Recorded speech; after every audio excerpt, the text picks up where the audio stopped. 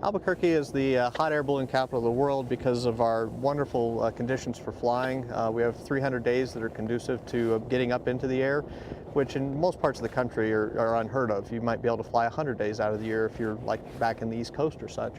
Also, one of the things that allows us a lot of flying is not just the weather conditions, but we have a lot of wide open spaces, which makes it good for landing conditions also. Because once you get up, you're going to come down somewhere and you want to make sure that it's over an open area. So the lack of congestion and the good weather conditions are really why we're famous for it. But then also hosting the largest event in the world for over 40 years now, having the Albuquerque Fiesta here has definitely helped put Albuquerque on the map. The first ballooning started back in 1783 in France, and it was a couple of brothers, the Montgolfier brothers. They were paper makers, and they had come up with this idea of lighter than air flight, basing it on hot air balloons. And so they chose to build a bag that would be filled with smoke. They actually thought it was the smoke that made the balloon rise to begin with instead of the heat. They have this billowing, smoky type fire underneath, and the first flights that they sent up were unmanned, and the first with any kind of live creatures were a duck, a rooster, and a sheep. Then when it came around times to try to send humans, they got funding from the King of France to build a much larger balloon, and initially they were going to put on board some convicts. So they had these convicts ready to go, and at the last minute stepped forward a couple of noblemen that said this is way too noble of a deed. If in fact it works, or even if it doesn't, you don't want to send convicts up. And so there was a huge crowd at the launch. However, back in those days, hundreds of years ago, word didn't travel real fast. And so the peasants and farmers in the outlying areas had no idea that men were flying. So when they finally saw this thing leaving the city of Paris and coming down in their fields, they were scared to death. They thought it was some sort of a monster fire-breathing dragon coming down to get them and their crops.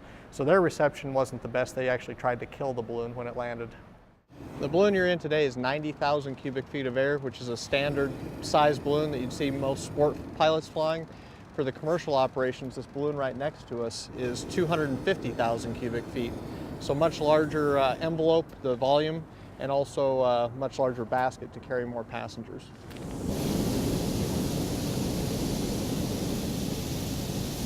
The fuel that we're using on board is propane, so just the same as your barbecue grill. And we've got a total of 60 gallons on board here, and it requires about 5 gallons just to get it inflated and hot enough to take off. In total this morning, it's a cold morning, so we'll probably use about 20 to 25 gallons worth of fuel.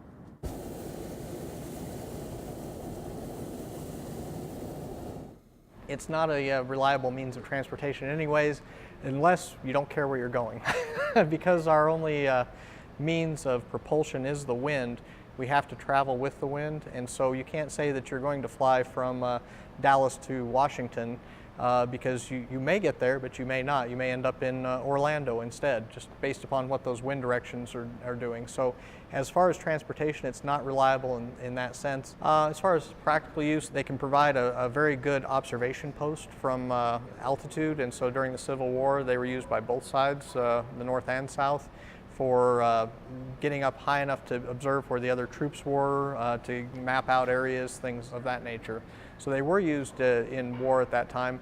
Also during like World War I, they had things that were called barrage balloons that they would put up along the coast of England that would have cables that were strong enough that if the Germans were flying in, it would actually snap the wings off their plane, or they also would have observers up there to be able to warn the people on the ground that people were coming. Back in the late 50s, early 60s, a gentleman named Ed Yost started developing the modern hot air balloon with nylon materials, propane burners, things that weren't in existence back in the 17 or 1800s. And so he's actually the person that was the person to revive ballooning, and he's considered worldwide as the father of modern hot air ballooning. Bill and Sid Cutter were from an aviation family here in Albuquerque. As Sid would tell the story, at this party for their mother's birthday in 1971, it was a World War I theme, Snoopy and the Red Baron, people dressed up, they have this balloon inflated inside of the hangar at the airport, and being in Albuquerque, they drank plenty of margaritas, and all of Sid's friends said, well, you've flown every other type of aircraft, you should be able to fly a balloon. And so He agreed to it, said that they'd go out and do this the next day at the airport. All aircraft seem to take off at an airport. Little did they know that you could go to a field anywhere.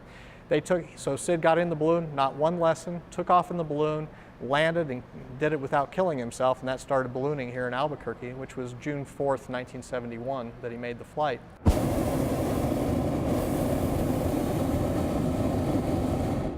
In Albuquerque, we have about 300 days a year that we're able to fly. The weather cooperates with us quite frequently. Right now we're up about, got you up about 2,000 feet above the ground. The box wind is where we have a drainage flow that goes down along the valley, along the Rio Grande, where everything on the surface is heading to the south, but up higher, the basic weather system is moving everything to the north. Down lower, we were heading south, and now you're up 2,000 feet and you're going back north at about 10 knots. So we do have a box wind developing actually this morning.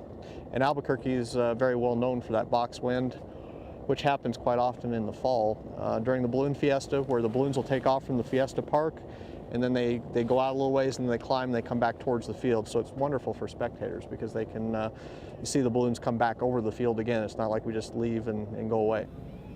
In 1972, one of the local radio stations, KKOB, was having their 50th anniversary and looking for a unique way to celebrate the anniversary of the radio station. And with Sid and his newfound contraption of ballooning, they contacted him and asked if he would be willing to participate with it. They ended up with 13 balloons at the first balloon festival in Albuquerque, which was at Coronado Center.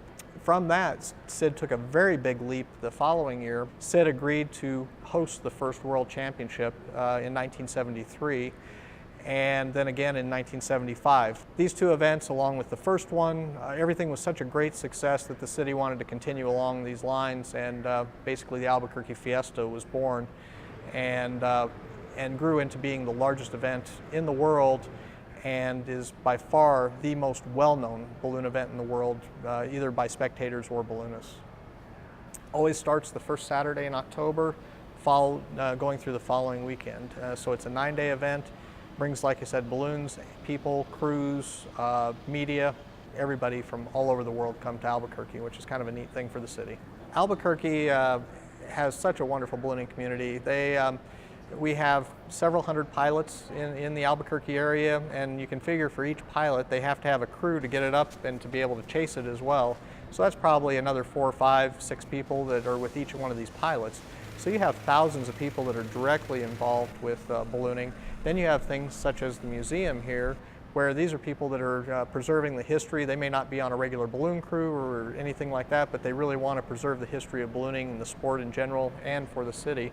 Albuquerque is a natural choice to have a balloon museum because we are considered the balloon capital of the world, and it is by far the largest collection in the world of ballooning memorabilia.